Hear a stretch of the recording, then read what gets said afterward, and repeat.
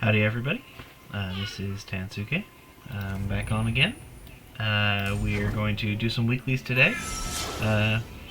Do one non-combat strike, that'll be interesting.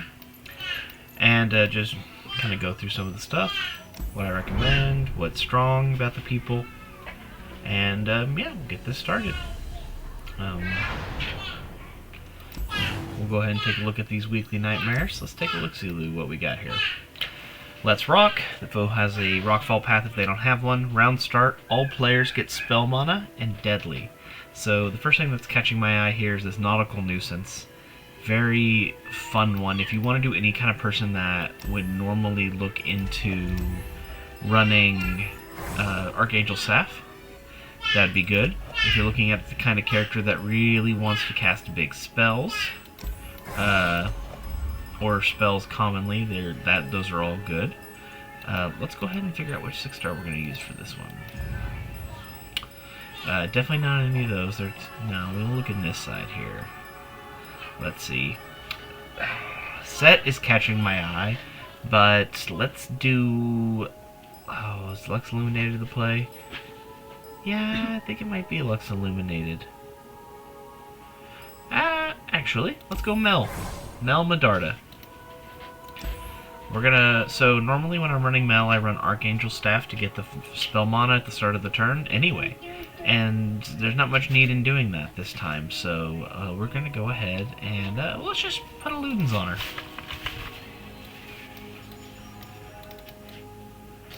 There we go. That'll help a little bit. So, Mel Medarda's powers, for those that need a refresher. Her 6-star is when she plays a spell, create a fleeting copy of it in hand, once per spell each round. And this really benefits with her 3-star power, and her 2-star specifically. When you play a damaging spell, increase the damage dealt by other copies of it everywhere by 1. So it lets you get some free power on all your spells, and that's why we're going to run the Dreadwade Chase Gun to get 2 warning shots. I'll kind of show what it kind of looks like once we get in there. And the idea with Mel 6-star is that you play a spell, then you play the fleeting copy of it shortly after. And you can... Oh, wow, Spell Burn. That is disgusting. We're going to take that to really lean into it. The idea is that you're going to get your spells to become very strong very quickly. You might hear our baby. She's hanging out. Little rapscallion. Alrighty. So we're going to get rid of that rebuttal. Getting Mel's nice, although we're going to draw her since it's the first round, first combat encounter anyway. We do need to keep an eye out for this Rockfall path and make sure we don't end up with a card that'll die. But we can start with the Mel for now. And now this is the fun part. With our 6-star, we immediately get a fleeting copy of it. And so we can use that fleeting copy again to really just hammer on that Nexus. The round's already started and they've already lost a lot of HP. We will go ahead and run the Solar Snare so that we can damage the Nexus a little bit. Nice. And for the sake of damaging the Nexus, I may just do this. Yes. You always want to attack with Mel at least once per turn if possible so you can get the Radiant Volley.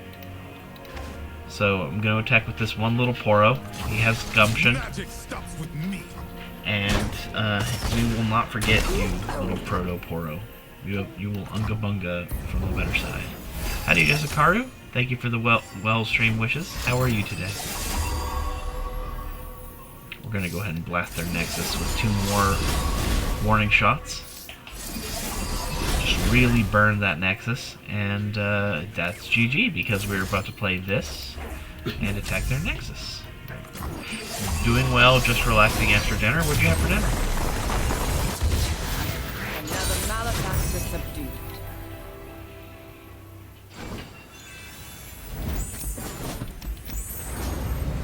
And we managed to beat that encounter. The 4.5s are never too difficult, but it still lets us kind of showcase some of her strengths here. Let's pick our support champion here. Staying in Noxus and getting Death's Hand is too good of a deal to pass, even though Darius himself is not the most exciting. Your husband cooked delicious etouffee. Very fancy. You even spelled it fancily. Wow.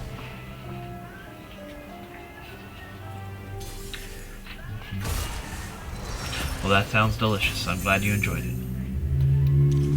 It is the only proper way to spell it. I suppose you might be right. Alright, we got Mel again, so we're going to start here. Let's see if we can end the game before they have a chance to do anything with it. Let's see. Mel gives us a second copy. We use that to blast the Nexus. Very nice. Unfortunately, we did get attacked. We did get stunned, so we're not going to have any attack option unless we have a way to summon a unit from these cards. We don't. So there's no Emperor's card that would work here, so we're just going to go ahead and play... We're going to play the Radiant Volley, use it to kill this unit. That'll give us the fleeting copy, damage them, deal 2 damage to that one, then we can use the second one to kill that. Now we've just really chunked their Nexus. And while we didn't get to attack and play another Radiant Volley, that's fine. We'll just have to live with it. Very nice. 5-3. We are at the threshold. Oh no, I'm being stunned. Let me just shoot their Nexus. Bam bam. Another nice clean amount of damage. And I believe this might finish them off. Yep, deal 4 damage to an enemy. And 3 to the Nexus. Spellburn will do 3, then him dying will deal 2 more. And we've taken care of them. Mel definitely falls into the control group. She doesn't intend to fight people often. And I really didn't think her 6-star was going to be as transformative as it's kind of feeling like it is. What's wrong, dear? Very nice. We can summon the Noxian Merchant since Mel's 3 and Darius is 6. She'll be pretty discounted. We'll take a few extra rerolls, always nice, and we will head off to the Field Musicians. Mel's 6-star, it didn't seem like it's going to be good at first. You'd think, oh, I don't have the mana to play half of these spells, but you learn to pivot, and what you do is you start drafting for these cheap spells. And this really kind of changed the way that she feels and plays, but it's been working very well. I did not think she'd feel as strong as she does at her 6-star. She's still not like the upper echelon, but she's dramatically improved from where I thought she was going to be. I'd like to obliterate this follower. Delicious.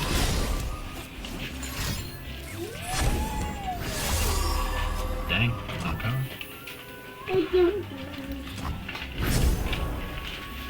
Sadly, there's not much more I can do this turn. Oh, perfect.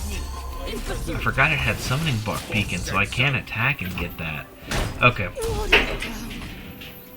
So, even though it feels like I'm at a pretty big disadvantage, Mel can take care of this. She has no problem.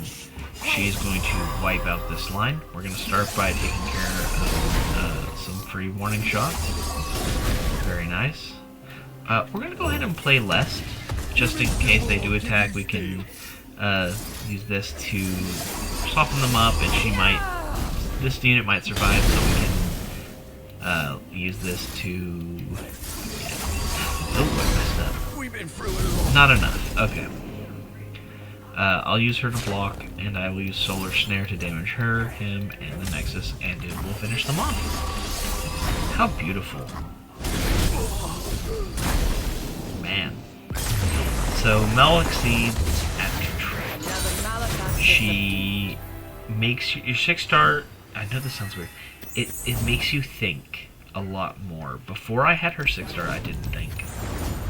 I just kind of played spells to play spells. But now I have to think and plan if the spell would be better played this turn or the next turn, and that really changed a lot. Wildfire is the most hilarious card for Mel. Well, 1 damage next is increased by 1 for each wildfire you've played, and plus 2 damage, minus 1 cost. So it's a 1 cost that deals, I think it's going to start 5 damage to the Nexus, and it's only going to go up.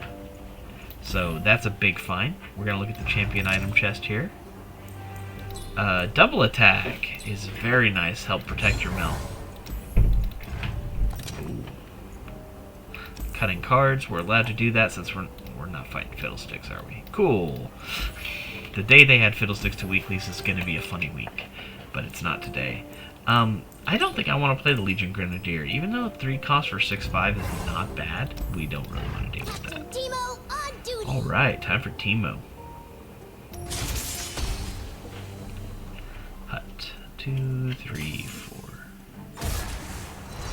Alright, we're fighting the little man.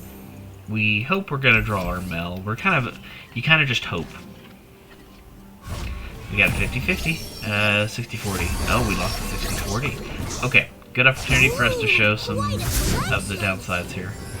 Mel's deck actually does kind of depend on Mel to be around. So, we're going to use Lest. We're going to see what we can get done here. I love the smell of mushrooms in the morning. Oh, it's mushrooms could talk. I'll have what he's having. Ooh, I could use this to kill the Teemo. I have time before Teemo becomes a problem, so I'm going to save it as long as possible. That's a bunch. Would a mushroom help? Perfect. I was hoping I could bait him into that. And I forgot my damage is not the same. Uh-oh. Oh well. So I've lost all my units. Not really, but luckily Lest will help replace the board and give me 2 mana, which lets me kill them. Perfect. Okay, that did work. I forgot about Lest's 3 mana back, which is helpful. Just trying to help. Alright, we managed to control the board. We got rid of the Teemo. Hallelujah. Alright, Noxian Merchant was a traitor. That's fine. Start the day. Oh, okay. Oh, perfect. Then we'll just cast the Crumbling Sands. We don't have any problem here. Yes. Many mushrooms. Yes, very scary. Anyway. Sadly, obliterating the follower does mean we don't get the free damage from her 3-star, but that's okay. We drew our Mel off of the draw, so now we should be in a way better spot. Oh yeah, this is going to go way faster now. We've won, if my calculations are correct. Because we open attack. How's this volume? Yes, we open attack, then we double warning shot for the win. Yep, there it goes. That's not ours. As long as it didn't make me discard it. Alright. Bang bang. And Teemo, the scout captain, has been burned to death. What a wonderful day for this. Alright.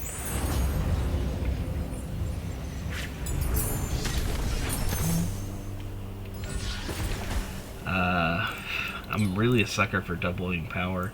But Mel likes Scout because then she can attack twice and get more of the radiant volleys. So we'll go with that. That's very good. What's our strongest unit? The Noxian Merchant or the Funsmith? Oh, these are both really good. Let's go with Thricebound. I don't think people get to use Thricebound as well that often.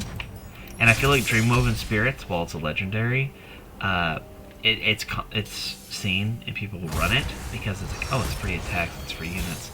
So I kind of want to use the Thricebound instead to see if I can make it look fun. I got the Funsmith. This is why I picked it up. So with the Funsmith, you can use this to get plenty of extra damage. Striking left and stunning west. Let's go ahead and get our free damage on the Nexus, as is tradition. We're going to go ahead and attack to get some free Radiant Volleys. They think they can block, but they can't. Because we have Surprise Radiant Volley at burst speed. Now we do a nice little attack. Nice. Sure, they can guile me, that's fine. I'm going to still kill their other unit, though. Very nice. And now, sure, we're stunned. I don't get to get one extra Radiant Volley, but at the end of the day, we're pretty happy about this first turn. Okay, we're up to turn 2. Let's see if we can finish them off this turn before they have a chance to even do anything. 7, so this would have to deal just enough. Alright, so that deals the 1 damage for spell burn, the 4 damage from doing that, the 2 damage from the extra. Yep, that'll do. Very nice. Alright. Moving on. The Savage Reckoner can be a little scary if it gets to attack, but since Mel's specialty is not letting the units do anything, it's not really much of a problem. Ooh, getting Power Riff on Solar Snare is going to be nice, because then we can play it for cheap. So because it's a very powerful card when it's gotten the base boosts that we have. These are all fun. Oh my word. We have High Rolled, Super Hard, so obviously Mel's a spell slinger that revolves around doing damage, and this just doubled that damage. So where I was thinking about buying these spells, I now am absolutely buying these spells, because this is crazy. What are we seeing down the road? Okay, champion items. Let's spend 2 or 3 rerolls getting more spells. No. The Pokey Stick. The most powerful card known to man. Beautiful. Well, this run has been blessed. To say this is a blessing is not an understatement. Our spells are going to be doing so much damage now. Alright, we got our Mel. Since we start with our Mel, we're gonna put this new double spell damage into a show. Let's see. Mel comes out. Get that. Now before I was handling 35 HP on the second turn. Let's see what it looks like now. Okay, we dealt 9 damage. We've dealt another 10. Let's go ahead and attack with Mel so that we get Radiant Volley. Disgusting. Alright, very nice that you have a unit. It's a shame that they're going to die anyway. The units are dead. Mel blocks, not a problem. Now we do our second attack. Do not test me. Yeah, we win on the first turn. Oh my gosh. So, if you get the literal perfect power for this character, they're going to look very good. Yes, get Jinxed is definitely the best power for her, but that should not be a shock.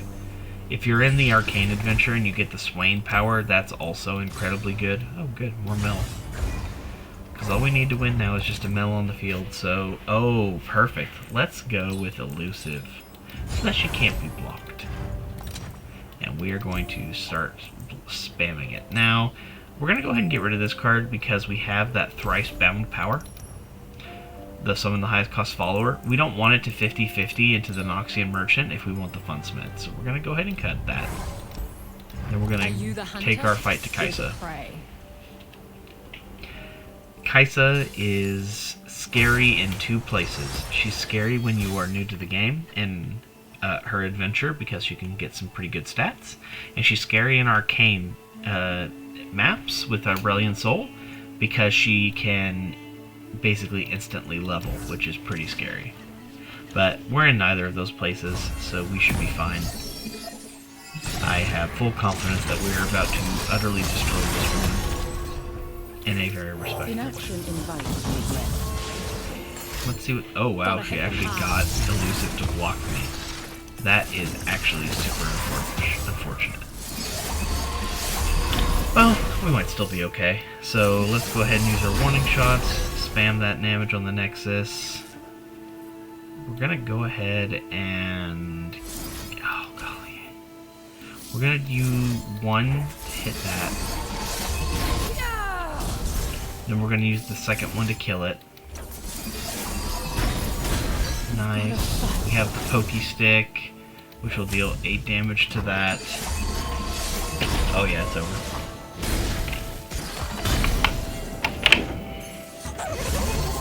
We attack their Nexus raw. Bam bam. And then we use the second Pokey Stick. Focus. Do not lose your composure. Mel levels up. For the first and only time in this campaign. And just in time to watch the Nexus explode. GG. And that is the first week.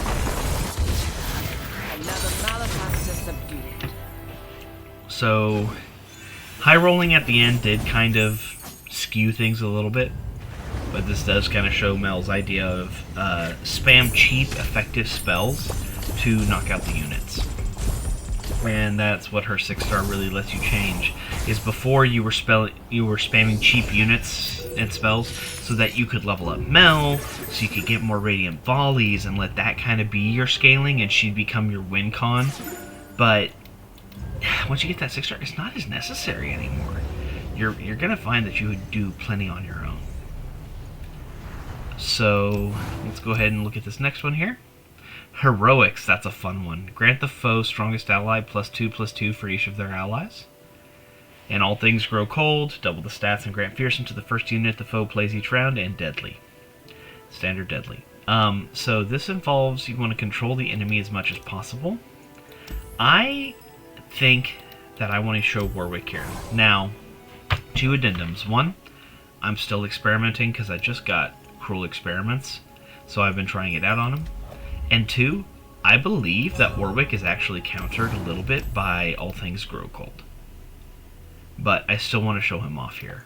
So, Warwick 6-star is actually, he's one of the few people that has a 6-star that upgrades his 3-star. So 3-star, allies have +1 for every 5 times you damage the, every time you've dealt damage. And with the 6-star, it's every 3 times. And additionally, when an ally kills a unit, heal it fully and grant it +3 health and impact. So Warwick kind of, before you get him to 6-star, his playstyle is spam out a bunch of cheap cards, scale your power crazy high, and then just kind of out-muscle people to kill them. His 6-star lets you kind of change your behavior a bit, because now you get that full heal when you kill a unit. So you can use him as a blocker all of a sudden, mostly Warwick. Have the unit die, then the unit heals up, and you end up having a strong scaling unit with a lot of health and power. Okay. Do I have any buffs that are temporary? I do, but I don't think they're as important. Explosive Finale is great, and In My Sights is great. But with Warwick, you're going to be playing your, I forget what it's called, Primal Howl? Blood Hunt. you're gonna play your Blood Hunt a lot, and that's kind of give you a similar job to that. So let's go with Explosive Finale. So with the build I'm running, Packed Plunder, Stalker's Blade, and Cruel Experiments. And the idea is going to be when they summon a unit for free at the beginning of the first turn, they're going to take damage. Then, oh, they didn't summon anything for free. That's crazy. Wow. I'm gonna pass. Oh, they didn't do anything. Well done. So, oh, they're just gonna summon it and straight attack. Well done. They got me. I'm gonna use Blood Hunt to damage them in their Nexus. That triggers the Packed Plunder activation. Lets me summon Warwick to summon and strike the enemy. Now with that 6-star, I'm going to strike them. I'm going to heal. I'm going to have Cruel Experiments give me extra stats. And then we now have a very strong Warwick. The normal encounter of what I'm trying to do with this build is show up and have Warwick kill 2 units on the first turn, so that you end up with like a 7-10 Warwick, and that really becomes the big scaling point. Let's see. Yeah, really not much I can do here. Let's do this. The Boom Crew Rookie will help. They're going to summon something that summons the Mistwraith. There we go. See, this is more of what I was thinking would be like. We're going to do 1 damage to this and to the Nexus. Now we get some free damaged units. Warwick has Quick Attack, which is good. We can use him to free scale. And then we're just going to have the Clump of Wump attack here. And now Warwick is scaled, he's strong. We have a 12-12 Warwick with 3 impact, and every time he kills a unit, he's going to fully heal. He's in an incredibly strong spot now. We're mostly not worried about Warwick dying anymore. Drain 6 from a unit, very scary. Can I... I would like to troll the enemy, so I'm going to discard my own thing to kill my own unit. And that denies him healing his Nexus. It's not often you have to do that, but you can take care of things that way. Oh, the Whispering Whale. Brutal. Sump Treasure, we'll get rid of one of the 2 Mushroom Clouds. Alright. We're running out of cards, but that's okay, because they're running out of money. Now they're going to summon something for free. Yes, I'm aware. They're either going to do a Kill and Revive, or they're going to do a... yeah, okay. Oh my gosh, that was exact lethal. That's crazy. Let's go ahead and do Power Riff. Ooh, that was scary. Managed to have just enough room to kill their Nexus, so that's good. Now, hopefully, after the second encounter, I can kind of show you what I mean by Warwick gets strong early and then scales in. His strongest adventure, weirdly enough, is the Swain 5-star. Let's see. That sounds funny, but I don't think I want that. I'm going to play Boxtopus instead. So, you may notice, he has so much healing. He naturally has 16 healing from his Constellation, and 8 more from... I got 8 more from Piltover Nodes. So, he is super good into those kinds of adventures. Because there's some that just... You just take a lot of damage, and it sucks. But he doesn't have that problem.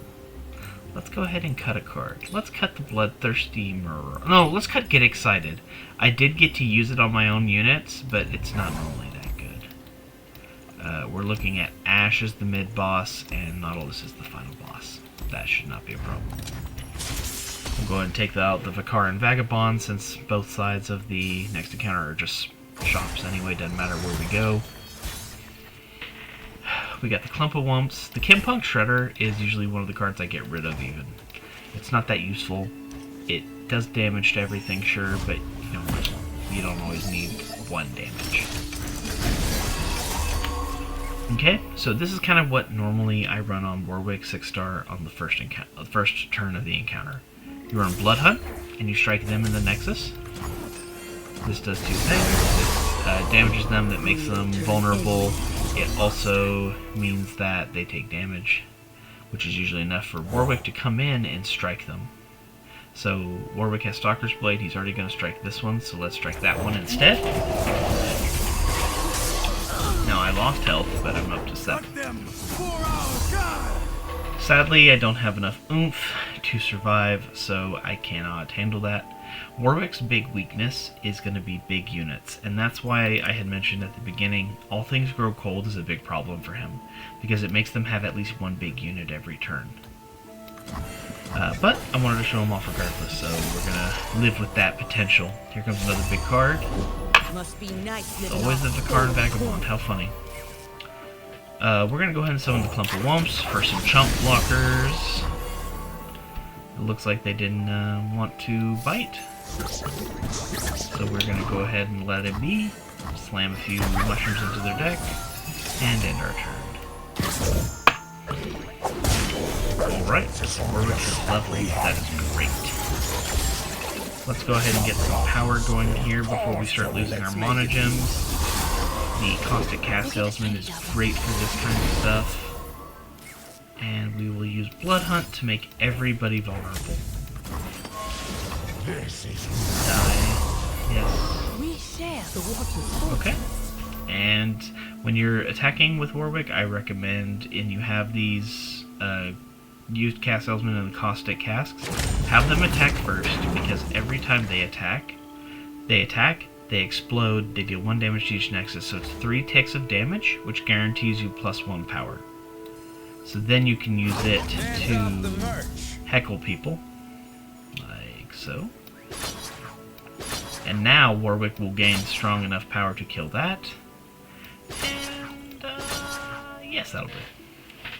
And now we've managed to wrestle full control of the board. All before they have a chance to do much with it. And not only are we strong now, but our Warwick is also now 17-13, 18-13. As he goes stronger, he's also just going to start attacking stuff at the end of the turn, get stronger, more powerful, healthier, all at the same time.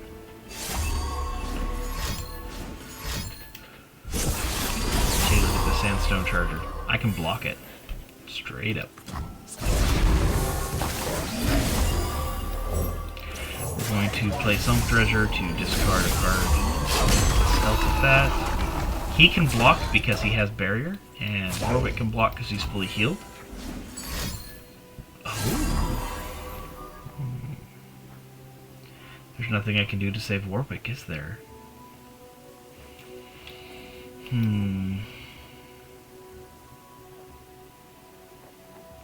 The only hope Warwick has is that I play this jury rig and I get something helpful. Nope. Alright, Warwick dies. That's fine. It was really well played by the enemy.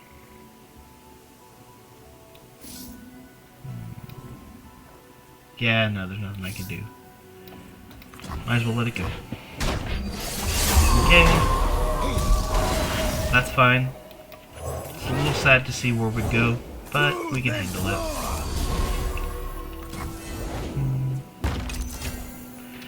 We've kind of taken this is Warwick's endgame. Looks like if you don't win quickly, and that's that you have units with massive attacks and just utterly poor attack stats or HP stats. So that's where stuff like Blood Hunt comes in. Lets you use these chump attackers.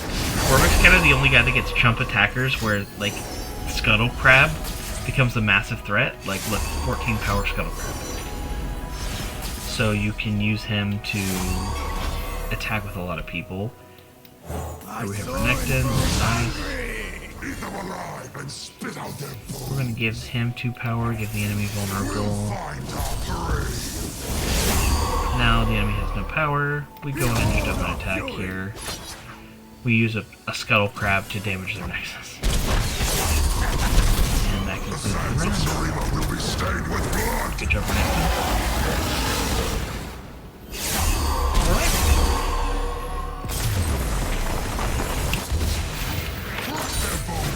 So this was the Vikaran Vagabond. It took a minute because Warwick died and it made it unfortunate. But we got through it. So Desert Duel is funny. We can go ahead and go for that. We'll go ahead and go to the shop as well. We're not really looking for much here, so we're probably just going to look for the power. Created cards cost 1 less. Beautiful. That's great. Warwick has 3 different cards that this benefits from, if I remember right. Because he has the Blood Hunt every turn. He has the Mushroom Clouds made by the Clump of Wumps. And he has any cards that are made by the Invoking process. We're going to go to the Comovorn Soldier. This one is again going to be another demonstration of the problem that Warwick runs into, which is really vertical units. But it's again an opportunity for us to see what it's like. He can do this. Alright. Very nice, very scary. Blood Hunt comes in. Slam him with that. Warwick can actually attack this person twice. Because they're damaged, he can target him, and he will then use Stalker's Blade.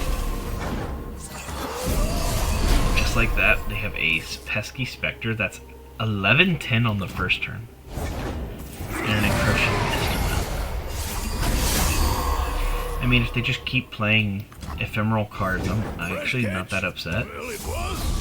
Because they're just giving up the units. They probably would have been better off not playing that Encroaching Mist last turn. But our enemy's mistakes are theirs to make. Shark Chariot, pretty scary card actually. They get a lot of them going. But we'll be fine. Oh my gosh. A 1/1 ephemeral copy. Yes, it's not a problem. Our Mushroom Clouds are nice and cheap. That's the benefit of that wild magic. We'll go ahead and do Broom Crew Rookie.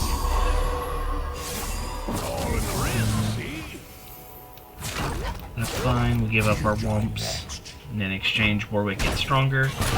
And we just need to make sure they don't free attack us in the future, because if they do, they're going to summon so many chariots. Very scary. In fact, let's go ahead and end the game here. Time to go. Just enough. Perfect. Man. Cruel Experiments has been very helpful. One of Warwick's biggest weaknesses before getting his 6-star was that he didn't have Overwhelm, so you'd have this 15-1 Scuttle Crab, but they could block it with anything. So Cruel Experiments that did actually help a lot on this. Oh golly, that... Oh, you don't want to get champions in your deck, because it makes it less likely to draw your actual champion. But if you had one, Azir's a good one. I'm gonna have to let him go, but I actually really had to think about that. Okay, we get an item. We don't really need Barrier on Warwick. He's gonna heal up to full mostly. He is a dog, but he's the only dog. Grant supported ally. Sure, that's cool, but we could do a reroll. Brash, Chimes, we could do one more. Here we go. When you play a card, give me +1/+1. Now you can start blocking a little better. We're going to cut a card. Like I mentioned earlier, we're going to cut the Chempunk Shredder. He's too expensive for what he does, so we can get rid of him. I'll lead the way. Alright, we're fighting Ash. Now Ash, there's a little bit of a problem here, and that is Warwick is going to get Frostbit. So this is going to emphasize the other half of his kit. Oh, wait a second. Does this card kill itself when I play it? I think he does. Forgive me, chat, as I experiment. Will Cruel Experiments kill this? No. Okay. Okay, we're good, we're good. For a second I thought I was about to like get rid of my only unit. Okay. And we're gonna end our turn there. We don't have Warwick, which is unfortunate, but we'll live with it. Bring me the call of an ice-shrouded world. We're gonna use the Venom the Mused Cat Salesman to get a whole bunch of stuff. We are gonna lose a lot of HP actually. we're gonna lose a ton of HP. Oh my word, we lost so much HP. No refunds. So let's go ahead and put in Boots for Rookie. There's the Warwick that we needed. Man, that was brutal. That one attack hurt so much. Reveals all to me. Heroics is starting to scale a little bit out of hand. Let's go ahead and use Blood Hunt to get a little extra vulnerable in here. And we will use... no... Warwick costs 1. We're going to summon Renekton. Bait out any kind of... yeah, any kind of frostbite that they could have used. That would have been bad. So getting it out of the way is good. Now we have the oomph that we need. We can start killing... we're going to kill Ash. Then his Stalker's Blade is going to strike that one as well. We've dealt enough damage so he has quick attack, which means we can now attack other units. Very nice. Okay. Oh, wait a second. Oh, I've messed up. Oh, that's brutal. And we just have to let it go. Man, that hurt. Or we got... oh man, this is bad. Let's see. Oh god. Okay. I'm about to lose. I am pretty sure. What can I do here? I can use Caustic Rift to deal more damage. Just hope that he doesn't open attack. He didn't open attack. Okay. I can use Desert Duel here. And kill this with this. Yeah, I'll have to kill that with that. Man, that's bad. Oh, I am in trouble. I am in deep doo-doo. Okay. 16. Glorious battle. Oh, can I swap that up? You'll answer to me. I have to give up both my champions, but I can survive another turn. Oh, this is bad. Oh, this is so very, very bad. Actually, not as bad as I think, maybe. I know it looks bad, and it feels bad, and it's probably bad. But it can be okay. I don't have quick attack. If I had quick attack, I would actually use it. Let's runs see. in our veins. Okay, good, good, good. Okay, we use Sump Treasure on the Jury Rig. Get a bunch of power here. We use the list. No, we use this on them. And what this will do is get them just low enough that we can kill them. There's a scent in the air. That's fine. We can kill that unit. That's not a problem. We can use the list.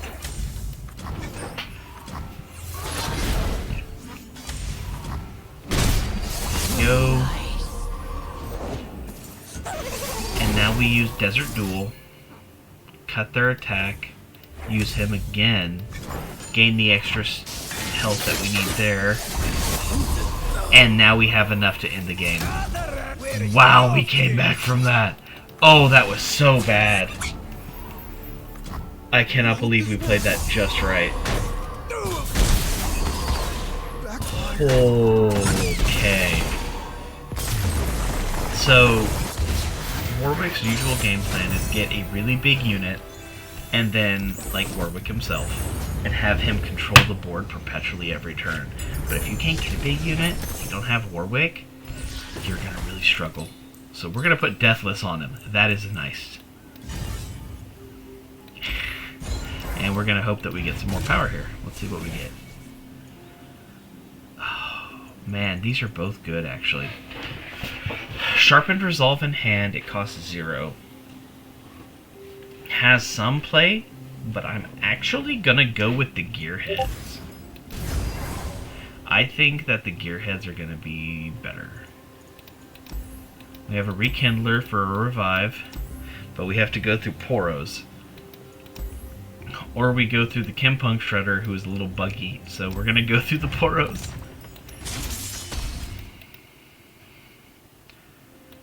Yeah, I think the Heart of the Fluft is gonna be better to fight here than the Chempunk Shredder. It had some weird bugs to it, where at one point it would stun you inconsistently, and I don't know if those have actually been fixed. So I went to the Heart of the Fluft instead. We're going to see if this ends up happening enough power. Okay. Blood Hunt, as is tradition at the start of the turn for Warwick. This will let him take care of it. They summon a Poro that we can kill. Can we kill him? We can. So what we're going to do... No, we can't do that. We're still going to attack him with Warwick, though. Nice. Alright, Poro Stories gets played. That's fine, we can handle that.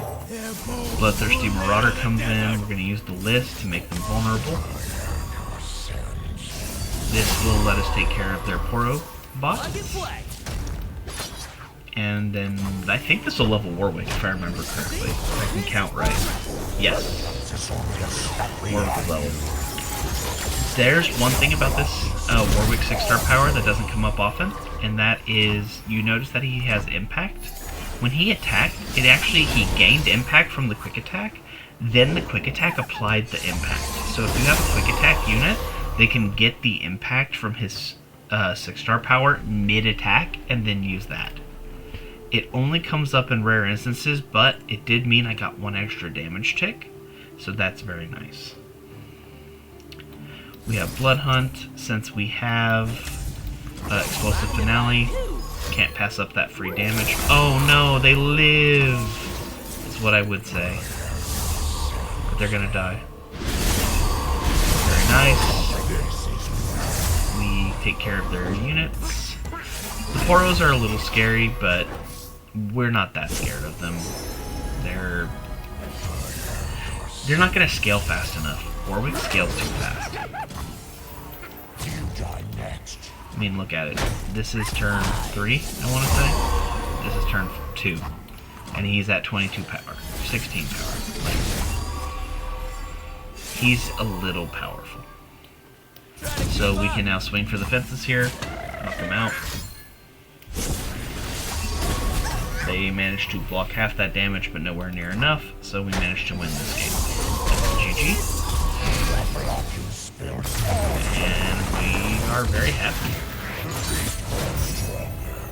We can... I've already forgotten what was on the other side of this encounter. There were 2 things. One of them was like an exclamation point, right? We wanted to go there, but what was it? Getting more Warwicks in the deck is good. We're going to take more of him. It was a Rekindler, right? Yes, let's take a Rekindle. I don't plan on needing to revive, but it's always nice to have more of them when you're in the deadly missions, just in case something decides to be unfun. Got the Beastie. This one's kind of annoying, because they're going to capture all of our units. But we can kind of handle it, actually. So, Warwick has a few ways to damage them outside of combat, which means that we'll be able to get our units back and then swing hard. Let's see. I bet that you were going to play a unit. Yeah, you were. Alright, we're going to use Blood Hunt, damage them in their Nexus, Now I pack a punch. laugh at them, then use Warwick to attack.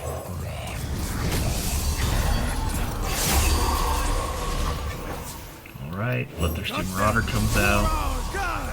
Try to keep up. And we actually gotta put these guys in the back, because this impact and this impact mean that they're gonna get a little extra attack by putting them at the end. There's a spell with 4 cost that's all buffs are permanent except for barrier. I abused that to grow my Viego to 70/70 and kill Aurelion Soul in the first turn.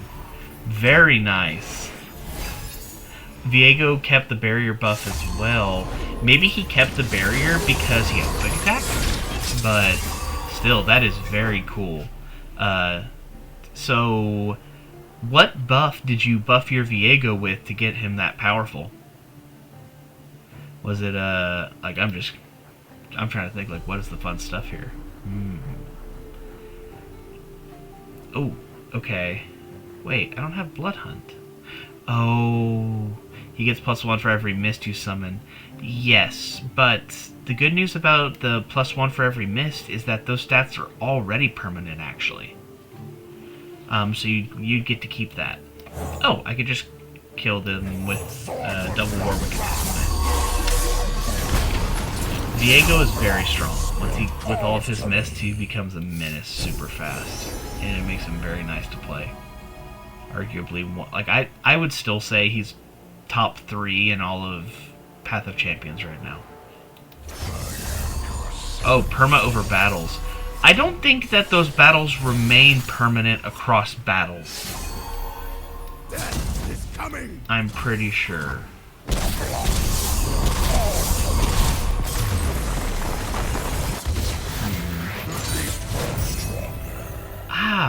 I don't know if it works like that. I think that may have been a bug. 'Cause that doesn't sound right.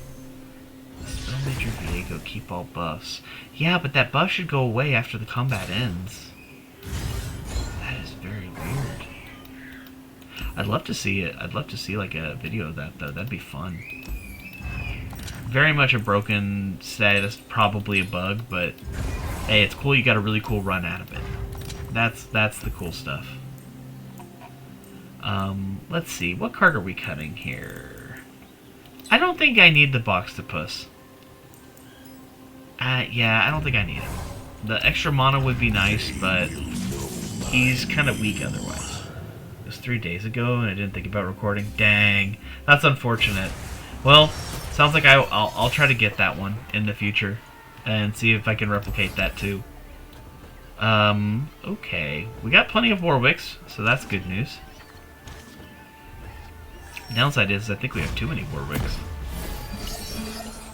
There is a build that people are running on 6-star Warwick where they specifically give him Echoing Spirit, and I'm not a big fan of that. So the problem with Echoing Spirit is that you end up getting more Warwicks, which sounds great. Warwick attacks units. Like, look, I'm going to pop a Warwick down, he kills a unit. That's cool. The problem is that 6-star Warwick ends up getting really tanky, and then he won't die. And then when you get Warwicks in your hand and you get these Blood Hunts, Blood Hunt is not that good of a spell that Echoing Spirit makes sense. And so you end up with, like, way too many Blood Hunts in your deck, and then if you run out of units, you just die. And that's a problem Warwick already has, so I felt like Echoing Spirit doubles down on it and makes it kind of bad. Anyway, I'm gonna try to pronounce your name, Idozen. Nice to see you. Thank you for coming to the stream today. What's your favorite champion to play?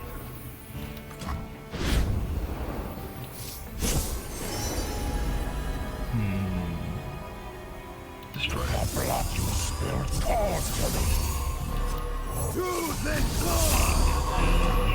Dude, okay, let's do Blood Hunt. Never hurts. You like Poro King and Viego. Okay. So you like this, you like the units that get things that you like the big numbers at the end. I can respect that. Ow. That's fine.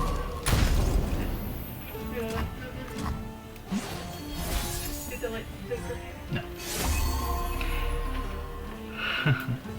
Let's see, so if you like Viego and you like Poro King because you like big numbers, what else? What is my favorite champion? That's an excellent question. There's some that I play for fun, and there's some that I play because they're strong, and then there's some that are both.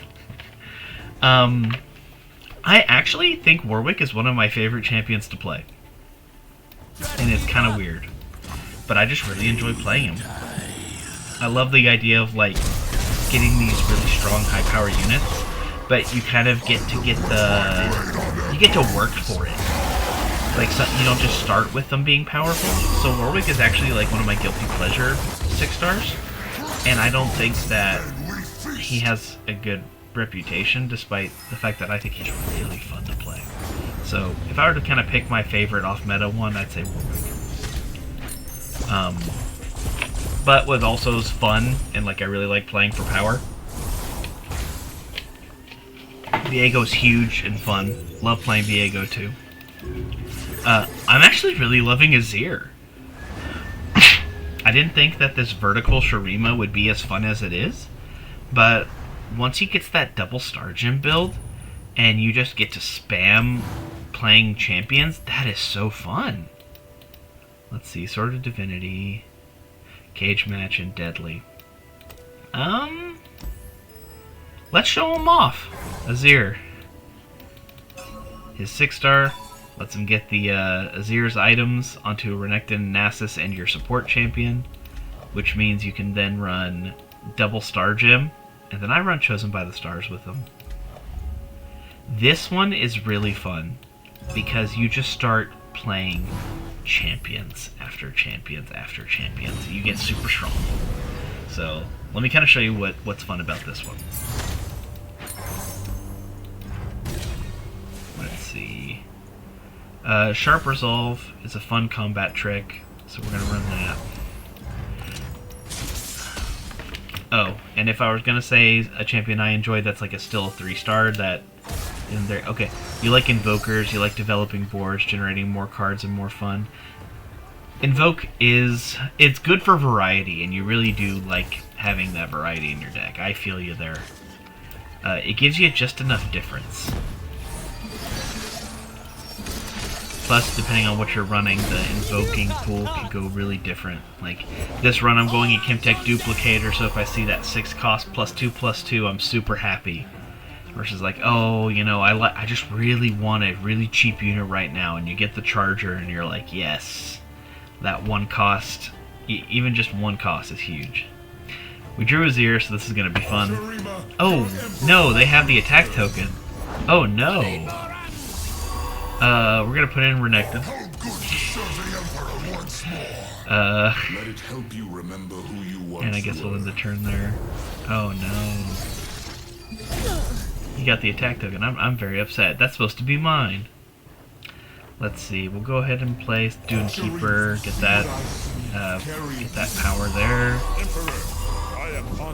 Now we have Challenger, so we can start attacking whatever we want. No retreat. We're gonna give you Sharpened Resolve for the stats. Now you'll survive that. Watch me. And these other guys will just be chump blocks. You managed to beat Acel the normal 4.0 for the first time. That's awesome! Congratulations! So, I remember that feeling, and it's so nice. Aurelion Sol is a fun one to go through. Because you get to kind of like, you're doing like a victory lap of all the stuff that you fought along the way, but now in a kind of a fun way. And the random powers that he gets can be really wild. Where, you know, you end up getting close to the end and you run into that Zed with Duplicate and you're like, no! Yeah. Aurelion Sol's a fun encounter. Hello, new best friend. Oh, and you beat Acel, so you got full build, the Epic Relic. It's filled with champions and not normal monsters. Yeah. That's the fun of it. And if you end up against one of them that levels up quickly, then they double their stats again. Oh, it's so scary. I love that feeling. Sometimes, sadly, I don't get that risk anymore with some of the 6-stars, but there's still a couple encounters with the Arcane version that'll really mess you up. Shurima, your emperor has returned. Victor especially is like the scariest thing you can see in the Deadly Adventure. If he ends up leveling up on turn 2, you end up getting real messed up real quick. His own unit died to his own attack. Hilarious. Alright, this should level up Azir. Of your city. Yes. Giving us something to Now I get Nasus. It is time. I get to level up again. Bloodshed. Yeah. The good news about Azir's deck is you get to see all the pretty videos. The bad news is you have to see all the pretty videos. What you have seen today. Oh man. Oh, he's leveling up again. Beautiful. Very nice. Alright. Is this turn 4? I can't even kill their Nexus yet. Hilarious. Let's go ahead and kill their board though. I go! Let's see, you'll die, then you'll die, you'll die. Your Emperor commands. Why do you automatically level? Oh, you deal 2 damage to everybody. Farewell. Right. Okay, let's see. So you've just beaten Aurelion Sol. Now you're kind of getting into the world of the 4 stars and the 4.5s and the 5 stars. Have you fought the Yasuo? Okay, you thought Karma was going to be an easy run. Yeah, when Karma levels, she doubles all spells. And because of her combat encounter, you just start the round with... She just starts evolving. So she gets really strong, and then she gets real scary power real quick, yes. Karma can be fun in that encounter. Karma's one to be a little scared about, especially if you don't have a way to get rid of her or handle all of her cheap spells. What else?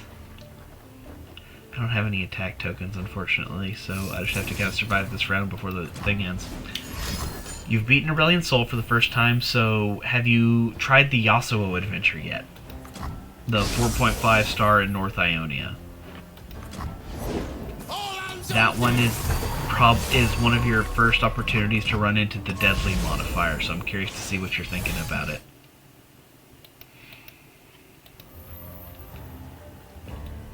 Oh, my turn. Die. Forward, my army.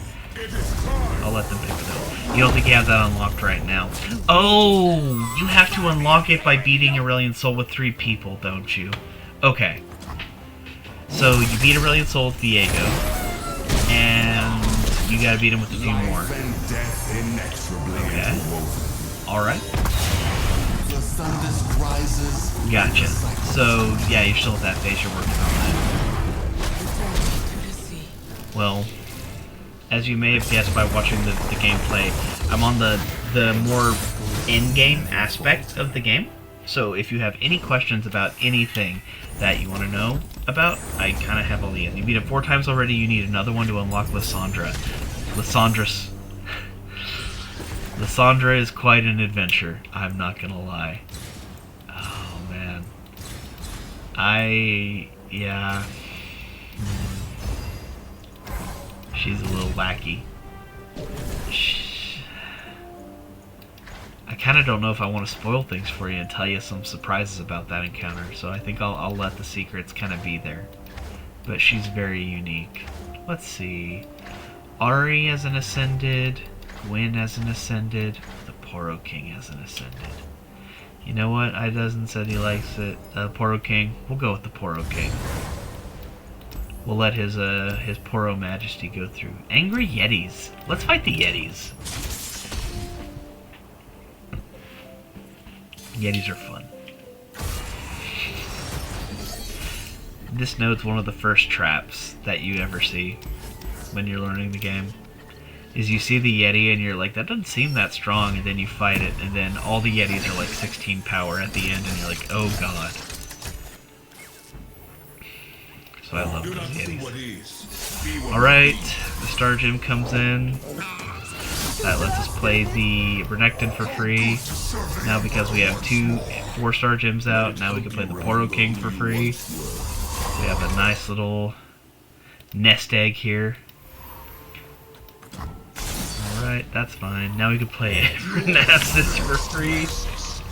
It is good to see you too. Well, we are about... You only have 4 champions with 3-star. You have around 5 to 7 2-stars, and all others at 0 stars. Okay. That's good. That's a good solid roster. Yeah, no, that's a good solid roster, I'd say. The order is Based on what I'm seeing there, if you have that kind of configuration, you've probably been playing for maybe a month or so, or less. But that's cool. So you're very new to the game. I'm glad to see somebody new. Never stops turning. More videos. It is time. Golden and gleaming. Go, my Shuriman, go. Send to Gazos. Sands will reign supreme. Level 25, that thing is tough. Nice. Okay. Alright. I hear you. Okay. So you're summoner level 25. Okay. Yeah, that's pretty fresh in. I remember, so I started about a year and a half ago. And I still remember, like, the week I started playing, I couldn't beat one of the weeklies because it had a gangplank power in it that basically the weekly said enemies do, like, at the beginning of your turn you take 1 damage to your nexus. And it was the first week I'd played the game. I didn't even have any I didn't have any healing, any regeneration, so I would just die, and I'd get so frustrated because I didn't have enough survivability to get through it. And so my first week was like saved when I found Kain, and Rast would heal me. I don't know how long I've been playing. I rage quit very often. That's the fun of card games. Sometimes you just walk away and you're like, yeah, no, I'm done with this card game right now. F this game. Alright, let's kill the Yetis. Yes, Yetis, yes. Now, because I killed enough Yetis, he's about to start playing all of his Yetis for free. This is gonna get funky in a second when he starts playing 5 Yetis. Okay, very nice. Yes, yes, you had 1 Yeti. What about another one? The oasis of the dance floors again. As it did so many years ago. Yes. Do you have more Yetis? Yeah? Oh, an Elnook! Oh, I didn't expect that. And there's another Yeti. Yeah, you tricked me. I'd like to draw 2 Poro followers. Ooh! Actually, not bad. They have thieves' gloves. That's so nice. These gloves are fun. Sometimes I feel like crap when the NPC humiliates me in 1 or 2 turns where I couldn't even place a card on the board, but I guess that's fun in the Riot's mind. Sometimes it is fun. But I am very weird to think this way. Because, I mean, I'm doing this to the bot right now. Like, imagine you're in turn 1, and then the enemy shows up with all 4 of these units. You just kind of look and you're like, what am I supposed to do? It's kind of nice to be on the opposite end of it, because now you can say, yeah, no, it's your turn, buddy. You're gonna get it, and I'm gonna give it to you.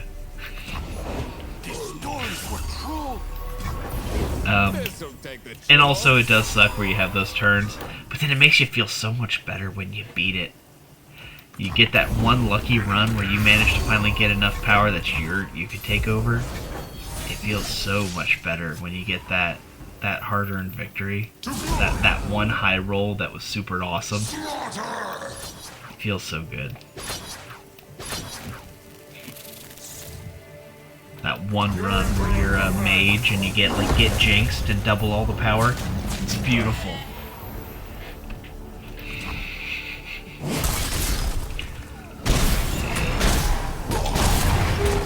So you're level 25. That means you have access to the monthly.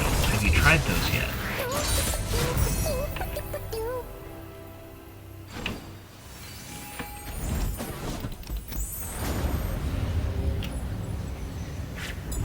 The only thing that really bothers me is the XP thing. I feel like it's too low. You do a whole run for getting a little XP at the end. I hear that. You got so many people that you gotta level, and you're not getting a lot of XP. You are about to get to a better phase. The best XP farming adventure is about to be available to you.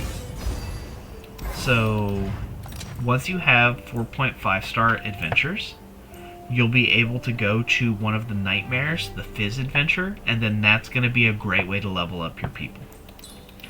So, the 4.5 star Fizz gives a ton of XP, and it's actually kind of easy.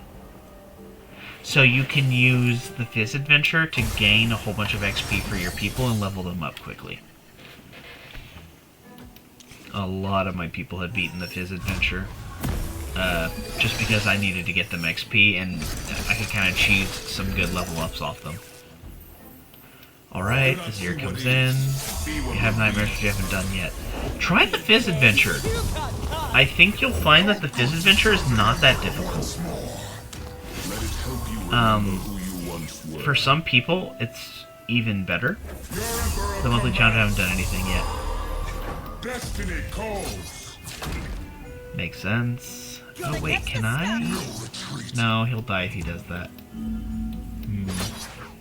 I have to do it this way. Let's see. Nice. Okay. The monthlies, haven't done them yet. The monthlies can be intimidating and daunting the first time you do them. But they're worth it. They are super worth it. The glory that you'll get will let you start getting a whole bunch of more resources. You'll level up people faster. You'll get the resources to level them up to 4, 5, and even 6-star. And it really speeds up your leveling process. You would give me the allegiance of your city. You have given us something to believe. Oh my goodness, that darkness. 10 damage. Ew, these Poro stories are so nasty. I'm not running that. Okay. The order is given. We're gonna run Nasus here so he levels up. Everybody when they attack. I study history, but we must write it. We're gonna run the Poro, the Mighty Poro. I'm on turn 3, aren't I? Yes, I am. So I can't even end the game yet. That's fine. Come! Arise.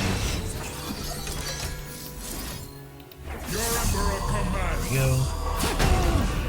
Arise! So I've been kind of just talking with you in chat, but kind of going on autopilot.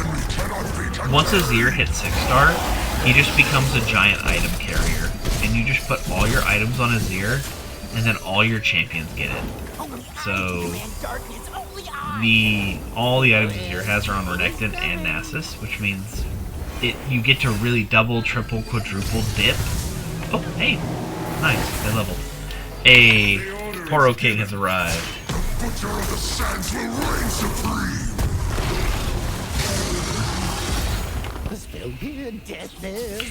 Poro King comes in. The little dude with a neat idea.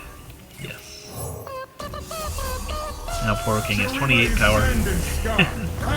Azir levels up, so which means he's gonna level up again. I am a god amongst men, an ascendant. Where is he?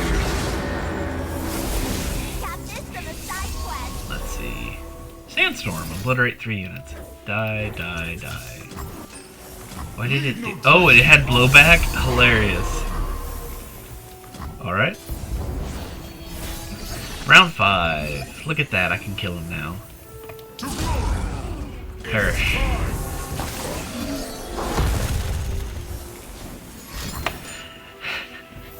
Yeah, the stars are a little crazy on some people. Not all the 6 stars are created equal. I think Azir's is actually on the really, really powerful side. Hola, amigo. Howdy, Sir Diego. How are you doing tonight?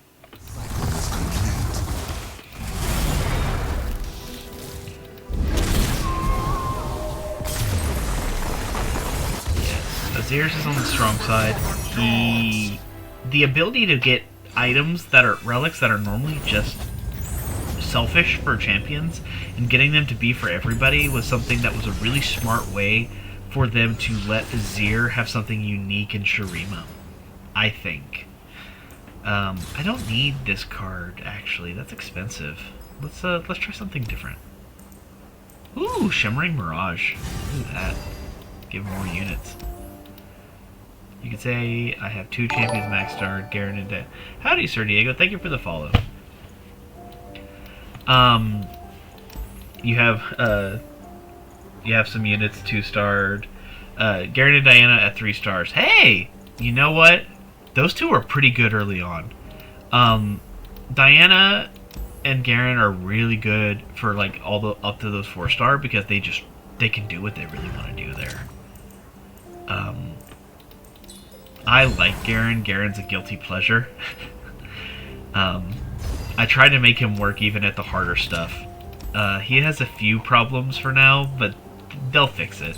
When he gets an expanded constellation, like, I know Riot will be able to fix his problems, because I can already kind of figure out how they're fixing them myself.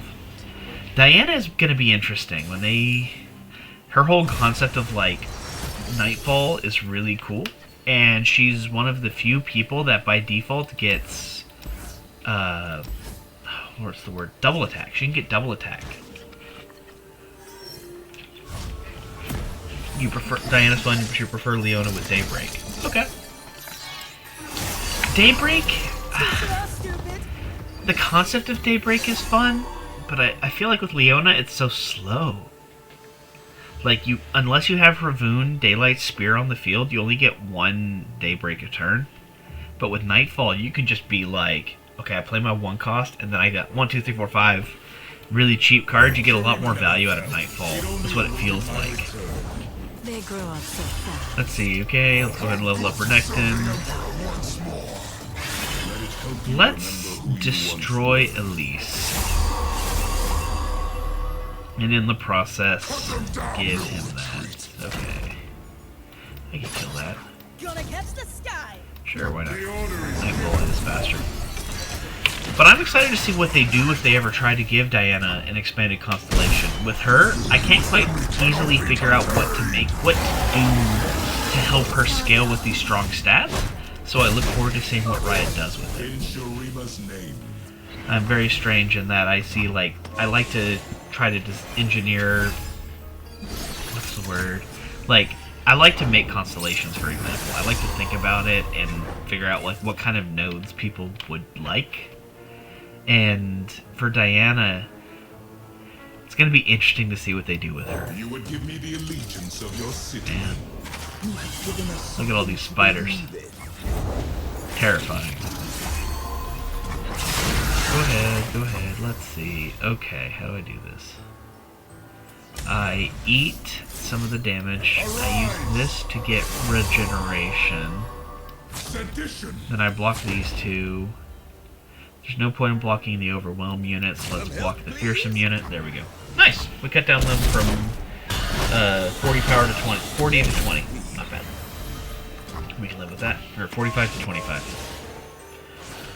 And we get both our champions alive. Which is good, because we only have a few of those. Let's see. Oh, perfection. You would give me the allegiance of your city. Let's go ahead and level up Azir. Would you look at this place? There we go, the Sun Disk ascends, we get the rest of our ascended units, and now the fun begins. Alright. We'll go ahead and put in Nasus next, so that we can get all the star gems on the board at once. That way Portal King comes in, becomes 28-28. Azir ascends again. And again. I am a god amongst men. He is a golden god, and we will respect him as such. Alright. I believe Azir is in a strong spot at this second. Alright, let's go ahead and kill him. Let's see. You can die, you can die, you can die. Alright. So we've wrestled total control from Elise, which always feels good. Oh! I got rid of all of Elise's spiders! Oh, that's so good! Okay. Oh, gotta go through my 2 videos. The Azir animation is nice. It is really nice. So, Elise's power to shuffle 13 Arachnoid Horrors into my deck. When Azir leveled up, he replaced his whole deck with the Emperor's deck. So that means those spiders just went gone, reduced to atoms. Beautiful. Stunning. I love it. Means they don't have anything anymore. Yeah. Replacing the deck is really nice here.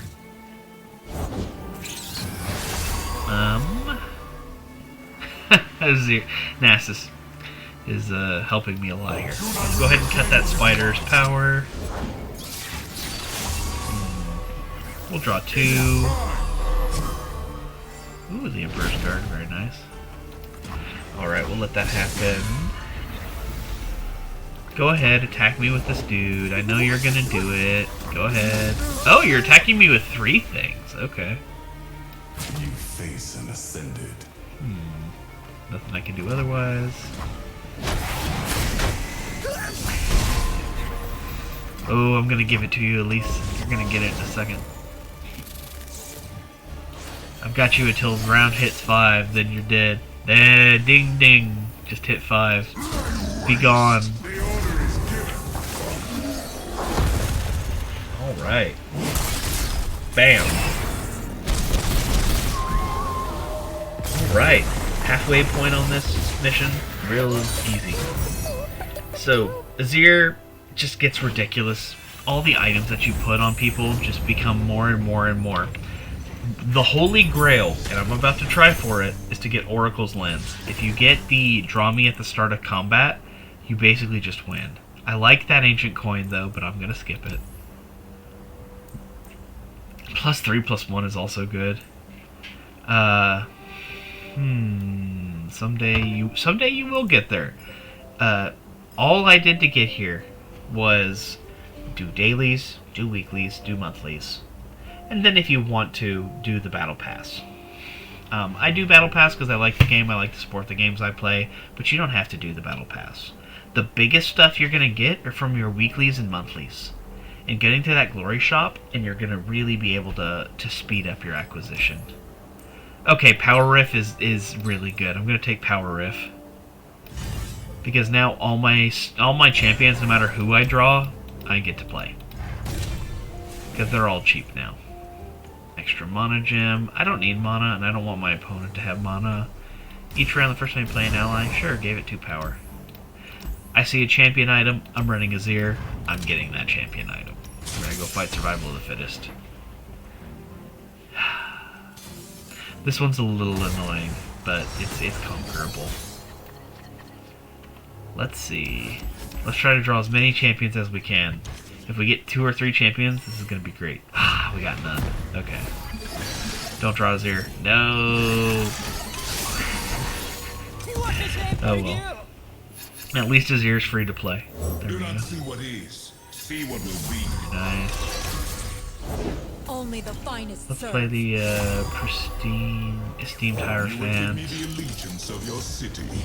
Let's see. Sharpened Resolve. We're going to use that to hit 10 power. Emperor commands.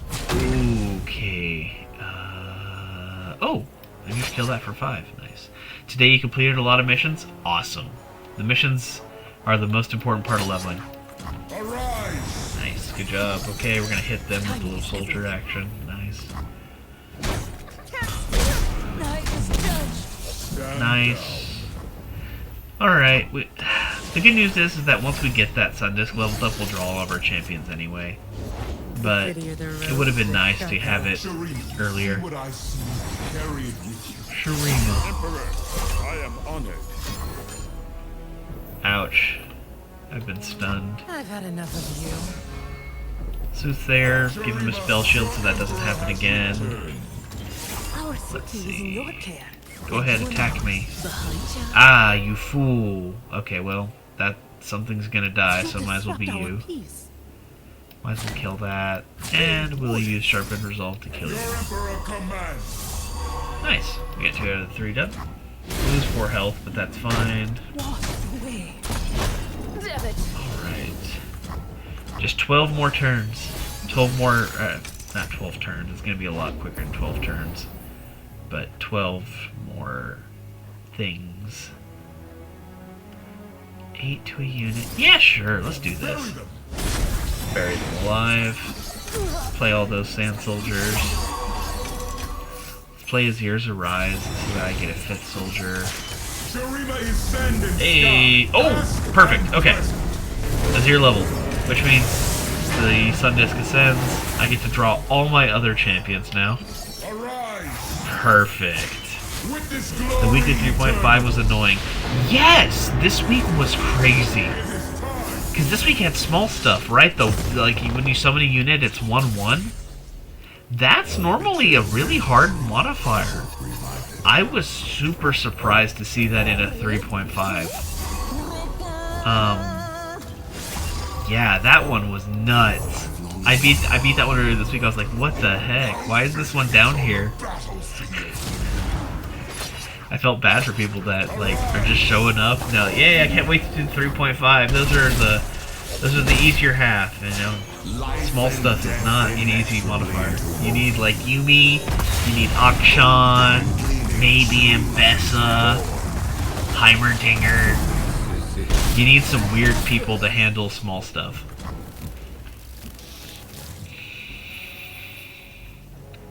Who else would be able to handle that modifier? Victor. Victor does it well into it. Who else? Who else likes small stuff? Man, I can't think of any now. It is time. Go have a Poro. Yay, a Poro snack. I got really lucky because I didn't read anything, and I got Teemo as a partner, +1 per spell cast. Oh, that's good. So you can use Teemo to get the to come in as a 1/1, play a bunch of spells, use that to get your power high enough to actually do anything, and let the mushrooms take over. Very nice. That's awesome. I'm glad you're able to grab that. That's a good way to handle it. And Teemo isn't the worst person to handle it with either, because his whole win condition's around mushrooms and being elusive, so it's not even about hitting the enemy, about having big units, it's just about surviving long enough for the mushrooms to kill him. Yeah, I like that. It's very nice.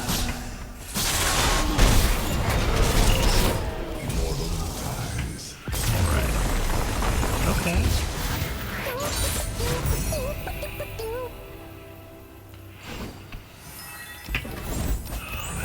Let's see. There's also some people that would really hate it. I was raging the whole time because I was summoning Mist that turned 1/1. Yeah, that's about right. It's very frustrating to have big units and have them just get taken away. I feel you. I very much feel you. I had that same feeling. Let's see. What? Oh, that'd be funny. Ephemeral champions. Let's go. Let's see what our power option is. Higher education? Sure. Monastery of Harana, item chest. Let's go Monastery of Harana. Okay.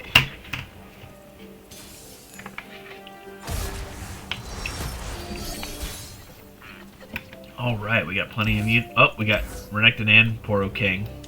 Huge! Means that we can't draw Renekton, so we only draw Nasus, Poro King, or Azir. Probably Azir. Beautiful. Oh yeah. Oh, this is gonna be fun. Oh baby. Here we go. Summon Azir. I'm making this look like the 0-star story runs. Yes. First one's free. 6 stars are designed to make it look like story runs. And the reason why is because the enemy is strong enough that if I don't make it look like this, they are making it look like I'm the 0-star and they are the person. Like this modifier, where is it? Cage match is, and the Sliver of Divinity. This is actually a disgusting power. Like it is disgusting. So what'll happen will be they draw a unit and then all the cards in their hand get +2/+2.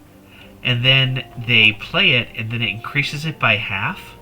So if you get to like turn 5 and you had a card in your hand since turn 1, they'll end up getting 10 power, and then it'll increase by half. So like they'll start playing cards with like 15 power on the 5th turn. It's really crazy. And with Cage Match, you know, you're getting to round 5. So I have to make it. I have to dog walk them, or else I'm gonna get dog walked. Here we go. Poro King, I choose you. Beautiful, stunning, gorgeous. Let's go ahead and get them to 1 HP. No retreat. Sharpened resolve. Yeah, this is fine. Here you go, Poro King. Arise! Yeah.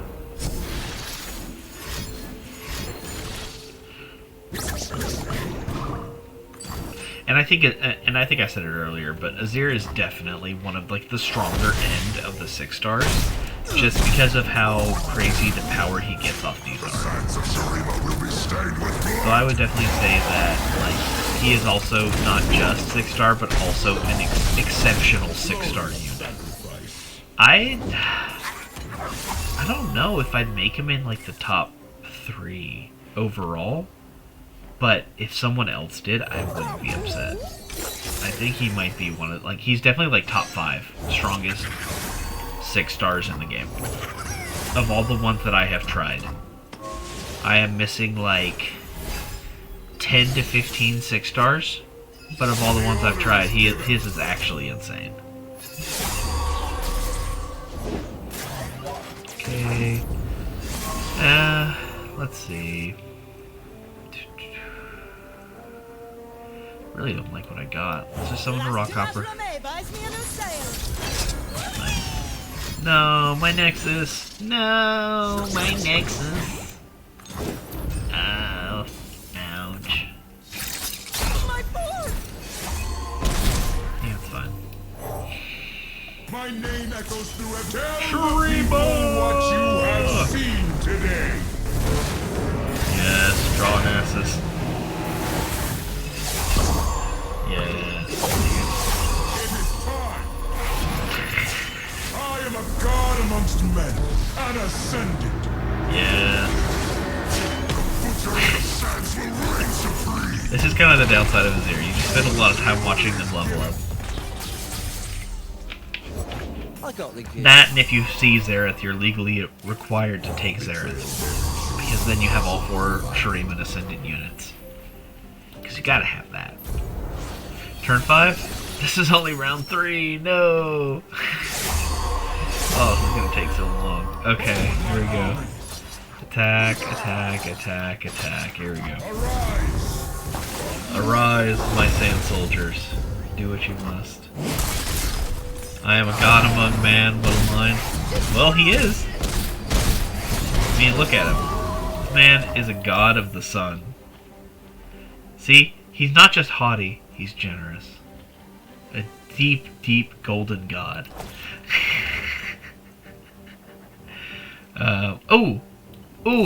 Get rid of your draw. I don't want you to draw any more cards. If you're gonna make me stay here for 2 more turns, you don't get to draw cards.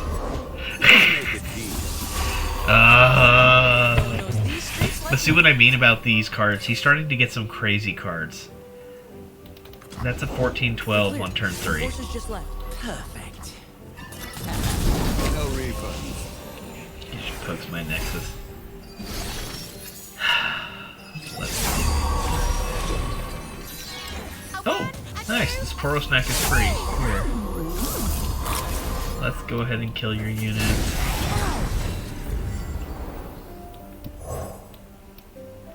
I don't need this. The Emperor's will. Teach our enemies the power of Shurima. Very nice. Oh my gosh, he's gonna attack my Nexus again. Ugh, my poor little Nexus is getting whomped by all these invisible units. Ugh. It's okay, it's okay. I'll take care of him. He'll be done in just... He's got 1 more turn until I can beat his Nexus. Alright. Now, where were we? You're doomed.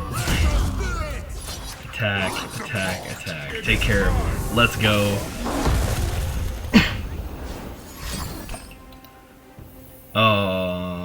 Oh, that's fine. Whatever.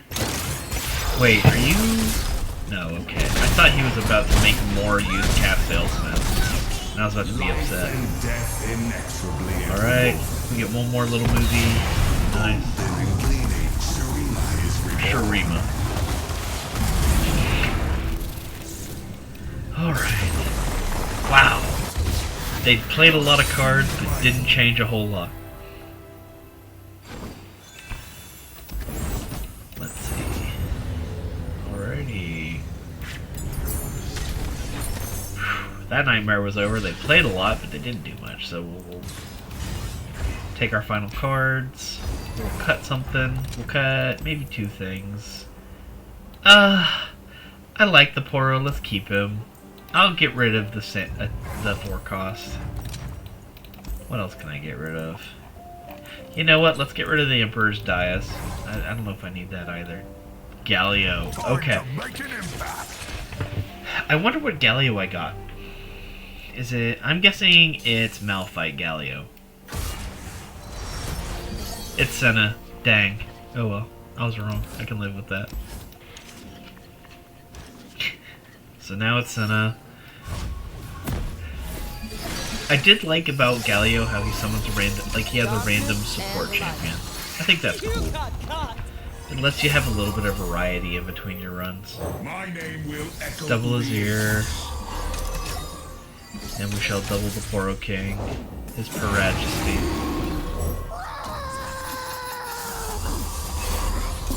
Nice. Oh, the Poro King summoned each other, so they both got to give me a Poro snack. That's fun. Okay, I learned you hate the dungeon 3.5. You summons Malphite too soon and keep stunning your whole board. Yeah, that's what's fun. But maybe that's just me.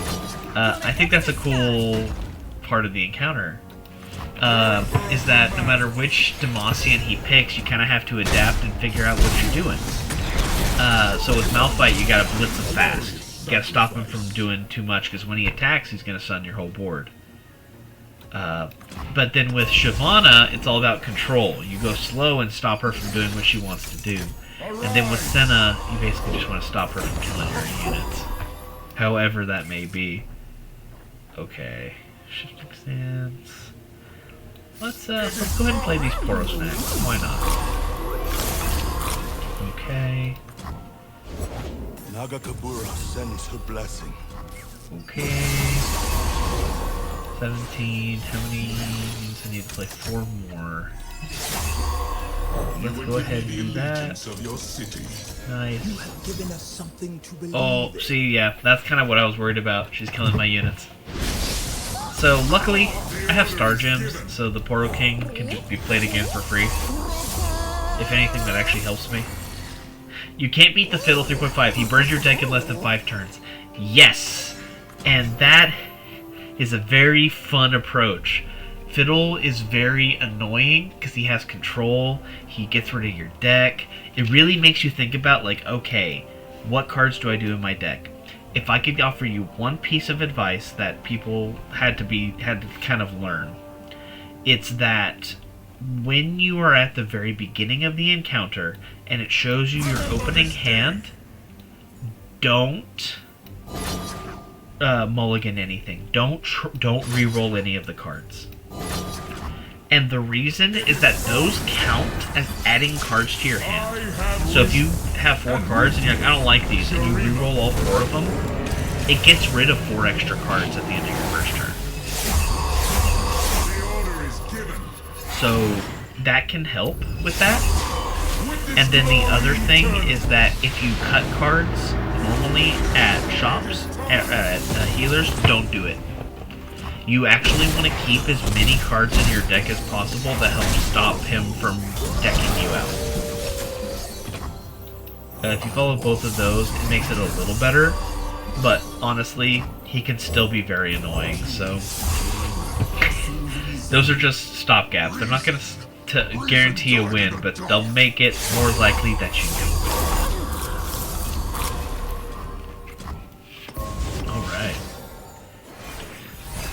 Alright, now we just wait. He has one last turn to figure out how he's gonna win, and otherwise he's gonna lose. He tried. Alright, he's got Galio. Watch out. Alright, that should conclude that. Poro King. Oh, golly, you're so powerful. How do I... Oh.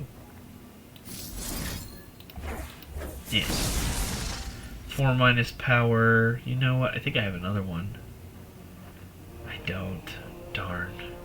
I think I'm gonna have to lose a unit. That's unfortunate. Oh! +3, +2. Yes! Okay. Azir has 21 health. Let's go. Shurima! Let's go. Alright. That is the final weekly resolved. Excellent. Good stuff. The expanse of eternity stretched out before me. There we go. Level up again. Shurima! The sands of Shurima will be stained with blood. More power, more bloodshed. Right. Shurima will worship me. Alrighty. That concludes it. We finished up with the final weekly. Alright, so the 4 nightmares are done. That does conclude what I have time for. I got work in the morning, so I gotta go get ready for that. But I definitely wanted to thank everybody that showed up today, especially those that came in the chat. It was nice seeing you. It was nice meeting you, iDozen. Definitely, I stream every Wednesday. You're always welcome to come by. 8 or 15. But thank you again. It was nice talking to you. I'll always be here every week, so just pop by if you ever want to hang out, chat, brag about some good run you've had. Alright. Oh, thank you for the follow as well. Alrighty. Have a wonderful evening, and I will see you guys next week, maybe. Alright.